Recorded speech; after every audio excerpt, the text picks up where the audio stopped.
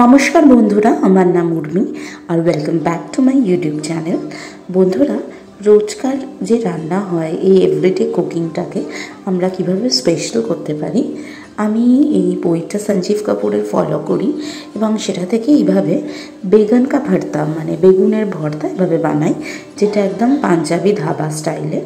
তো এটার রেসিপি তোমাদের সাথে শেয়ার করছি, যেটা খুবই সুস্বাদু হয়। তো আমি একটা বেগুন অনেকটা বড় ছিল বলে নিচের অংশটা কেটে নিয়ে আর একটা টমেটো পুড়িয়ে নিলাম।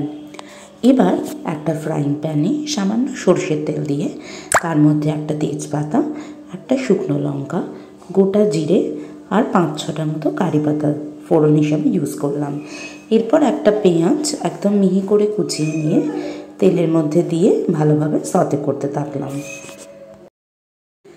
এরপর ওই পেঁয়াজটার মধ্যেই 1/2 টিস্পুন মতো আমি হলুদ গুঁড়ো দিয়ে দিলাম, দিয়ে ভালো করে মিক্স করছি।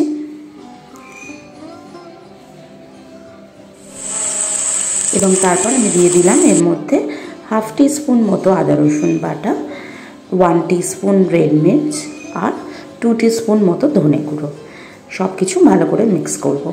এরপর একটা ইউনিক জিনিস আমি দিচ্ছি, সেটা হচ্ছে ধনেপাতার চাটনি 1/2 টিস্পুন মতো।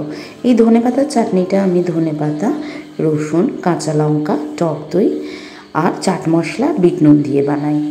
তো এটার জন্য রান্নাটার মধ্যে একদম ডিফারেন্ট একটা চটপটা টেস্ট আসবে। এবং যাতে আমাদের মশলাটা না পুড়ে যায়, তারপর একটু জল আর আমার টমেটো পোড়াটা খোসা ছাড়িয়ে আমি এর মধ্যে অ্যাড করলাম। খুব ভালোভাবে মিক্স করলাম এবং টমেটোটার পর একটু নুনও দিয়ে দিলাম, যাতে এটা খুব তাড়াতাড়ি গলে যায়।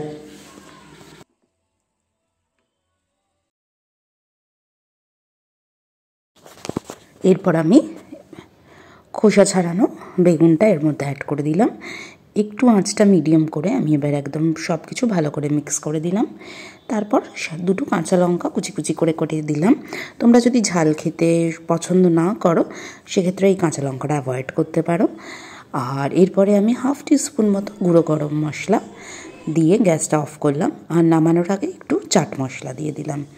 তো এটা রুটি, পরোটা, ভাতের সাথেও সাইড ডিশ হিসেবে খেতে দারুণ লাগবে। আর হ্যাঁ, এরপরে একটুখানি আমচুর মশলা দিয়েছিলাম। যদি তোমরা আমচুর পাউডার না পাও, সেক্ষেত্রে একটু পাতিলেবুর রসও দিতে পারো। খুবই চটপটা লাগবে এই বেগুনের ভর্তাটা, একদম ধাবা স্টাইল হবে।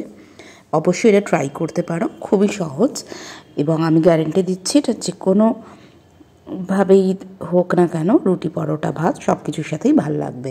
তো যদি এই রেসিপিটা ভালো লাগে, অবশ্যই আমাদের এই চ্যানেলটা সাবস্ক্রাইব করে দাও এবং এরকম আরও ভিডিওস দেখতে গেলে আমাদের চ্যানেলটা ফলো করো।